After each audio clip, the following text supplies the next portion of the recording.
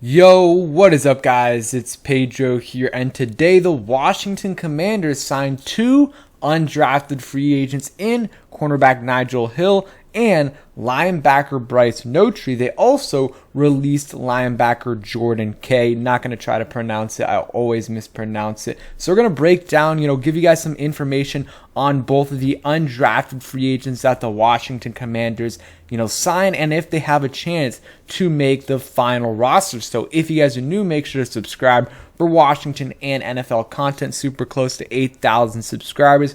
So please help me get there. Also hit that like button and turn on those notifications. All those things really help out the channel. Also, go ahead and follow the Twitter. Link is in the description.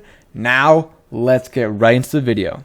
Okay, so like I said earlier, the Washington Commanders signed Nigel Hill, cornerback, and linebacker Bryce Notree, and they have signed a lot of undrafted free agents. I don't know the exact number, but I think it's about 15, and last year they only signed one, and that was running back Jarrett Patterson out of Buffalo, who ended up making the roster. And then under Ron Rivera in his first year, they signed like 4 or 5 guys. So, I think Thaddeus Moss and a couple other guys. So this is the first year that Ron Rivera and, the regime really signed a bunch of guys. And I like that strategy because there will be a couple of these guys, maybe 2, 3 guys that possibly make the 53-man roster, but also you can place the other guys, most of the other guys, on the practice squad, and these guys eventually could become back of the end roster guys, or maybe even some of those guys could become contributors. And you much rather have guys that have some potential as undrafted free agents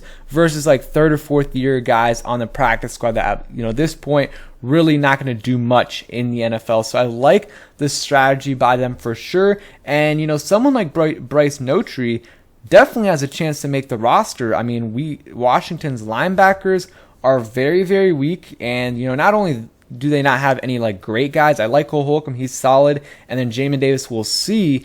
But like after that, they don't have much depth at all. So these guys could definitely make the team. And real quick on Jordan K, he's a special teams guy, played for Ron in Carolina, made the roster I believe last year, is primarily a special teams guy. I'm surprised they cut him this early just because he's a proven guy that can play on special teams. But they signed a bunch of rookie free or undrafted free agents. So at the linebacker position, Drew White, Fraud Gardner, I know Trey Walker. There's a bunch of linebackers. Like this is probably the 5th one.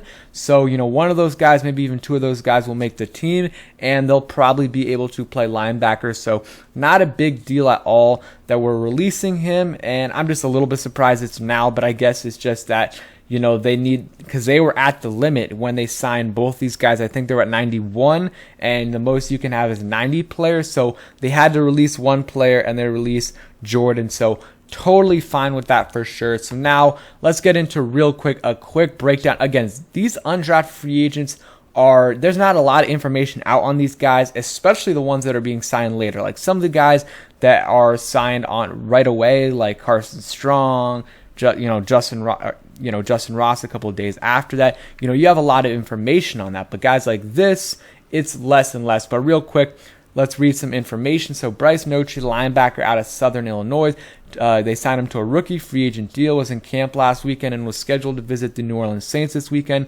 before the Commanders locked him in. 6'2", 200, I think I saw it's maybe 6'3", but 233 pounds, physical tackler with ability to rush and drop in coverage. So, the stats are kind of like, if you look on ESPN, the stats for, because it is low-level college football, so, like, the stats aren't very, updated for ESPN. Like, he's a linebacker, and they have, 4 games where he has 0 tackles, but he has, 2 interceptions. Like, that doesn't really make sense. So, you guys can see right here kind of his total tackles, or total, statistics. So, in 2021, played 13 games, had a total of 90 tackles, 8 tackles for loss, had 4 sacks, 2 interceptions. So put up some big numbers. Again, though, low-level competition. We'll see how those traits, translate to the NFL. But able to get to the quarterback, also able to, he's able to get do solid in coverage. I mean, 4 interceptions in the last 4 years, like that's solid for a linebacker. And again, able to get to the quarterback, did it really well this past year. Watched a little bit of highlights from him, but again, it's tough to really gauge just from like a few minutes of highlights. So I mean, those are kind of the totals right there. No touchdowns on interceptions. And I'm trying to see if there's anything in his bio right here. So linebacker again, hometown Arlington, Texas, 6'3", about 230 pounds. So he again has a chance to make this team if he can play, special teams. Like he has a very if he can play special teams at a pretty high level, I think he definitely has a shot to make this roster. Some stats on him: named second team all MVFC, led the team in tackles and added 4 sacks, 8 tackles for loss, 2 interceptions, and 7 QB hurries. Had a season 12 tackles versus Missouri State, including 2.5 sacks, and had 10 tackles at Southern Dakota State. So you guys can see that right there. And then let's go on to now. So yeah, nothing major there, but again, he has a chance to make the roster as a back end linebacker, one of the last linebackers on the team. And if not, he has he'll have a good chance of making the practice squad. But even at this point, like we have so many undrafted free agents that some of them will not make the roster. So now Nigel Hill out of Delaware, so he is local. He grew up in Baltimore, I believe, Baltimore, Maryland. And I'll read this right here. Hill is an excellent player in his career. He has over 100 tackles, 2 tackles for loss, 1 sack, 24 pass breakups, 6 interceptions, and 2 fumble recoveries. So versatile player right there. Again, a little bit of a lower level college football in Delaware, but still, a little bit higher than Southern Illinois, in my opinion. You look at the stats, again, the ESPN stats aren't very reliable if you really look at it here, with 2 total tackles, 4 total tackles, but he has 6 total interceptions. We talked about that earlier. And from Maryland, 5'10", 185 pounds, so not the biggest guy. And some more information on him: at Delaware was a 6-year member of the squad as cornerback, named team captain for 2019.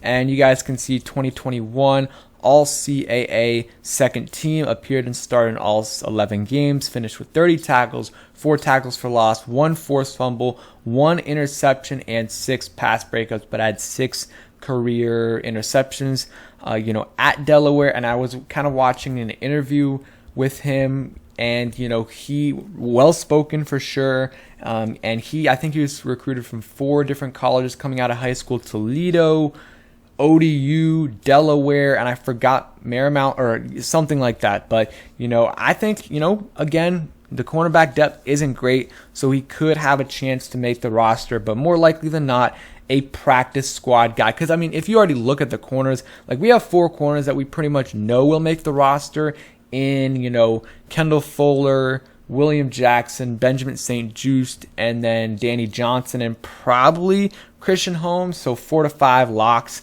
So he can make it as that last corner if they really wanted to, but he also has to compete with Troy Apke in terms of special teams as well. So we will see what happens here. Nothing major, but again, some of these guys, undrafted free agents that we have signed this offseason, will end up making the roster. I mean, with 15, 16, 17 guys out of 90, I think it's over 15 at this point, or maybe just around 15. Like that is a significant percentage of your 90-man roster, and it could change in the next few days or so, in the next few weeks when they're trying to add some veterans as well. But, there's going to be 2, 3, undrafted free agents, I think, that will make this roster. One at least probably at linebacker, and maybe one at tight end.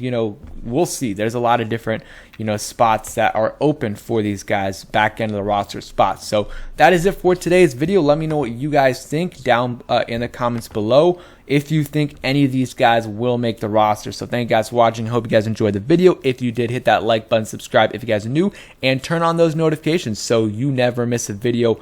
Peace, guys.